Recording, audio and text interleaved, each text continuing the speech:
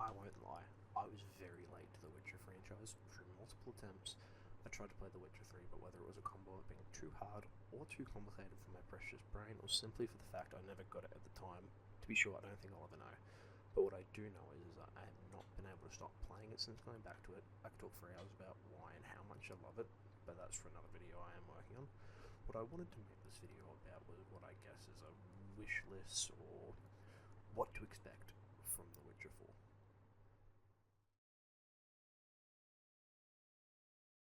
Now again, having a new protagonist, you can't have Ciri going around and acting like Geralt. For starters, for the game to flow and feel genuine, you shouldn't, for the most part, have too many opportunities for Ciri to romance. I just don't think it fits her character much, unless it was a genuine and realistic outcome for something in the game. It's just not like the way her character is written, unlike Geralt's, who practically fucks everything that moves.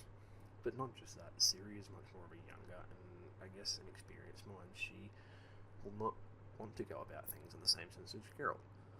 She would have to be a much more compassionate, forgiving character, but having this in a vague sense, I guess, fresh slate for a character. Yes, I know the books, but in terms of these games, we've only explored Geralt. Makes room for her motives, destiny to shape, and is for the player to experience as it comes, just like Ciri. There'd be new villains, it'd be safe to assume, otherwise you'd just be repeating the same old story, and for what's meant to be a new saga would become quite stale. And new areas to explore, such as God, can't pronounce that, which is said to be a very politically complex area, which would be interesting to see how they interact with that in the gameplay. You would be experiencing Ciri go through her Witcher trials or right afterwards, and then throughout the duration of the game become a fully competent Witcher, with obvious help from recurring characters, such as you could assume Geralt. Now, this part of the video I don't particularly want to go into too deep, due to essentially ruining my next big project, but simply The Witcher 4 needs to have the same atmosphere, in the sense that it's unique to the world. The characters, the overall tone the game is trying to convey. What I mean by that is, whether you're walking through the city of Novigrad, or the barren and oppressed towns of Velen, The Witcher 3 uses so many things tonally to make its atmosphere. Stating the obvious, it's art style, but not just that. Walking through the dense crowds of people, hearing their conversations, walking past certain NPCs, having them insult Geralt, even the sounds of walking on a road or opening a car door, all these things are unique to The Witcher 3, and it makes its atmosphere perfect and so captivating.